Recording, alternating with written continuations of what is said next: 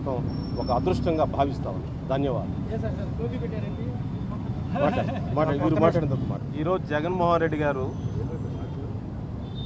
ఢిల్లీ ఎందుకు ధర్నా చేస్తున్నారనేది నేను చాలామందితో మాట్లాడుతున్నాను. ప్రభుత్వం వచ్చి కొత్త ప్రభుత్వం వచ్చి నెల 15 రోజులు అవుతుంది.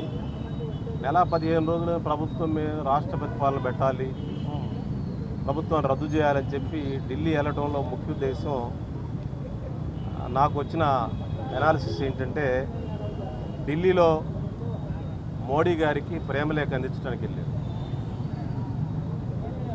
టీడీపీకి 16 పార్లమెంట్లుంటే నాకు 15 పార్లమెంట్ సభ్యులు ఉన్నారు, నా అవసరం మీకు ఉంటుంది, నేను మీతో ఉంటాను, మీరు నా జోలికి రావద్దని చెప్పడానికి వెళ్ళినట్టుగా తెలుస్తాను.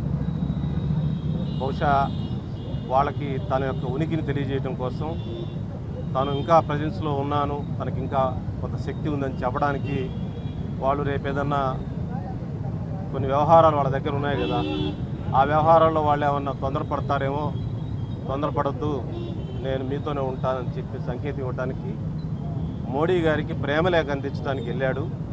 మనది ఏమవుతుందో చూద్దాం.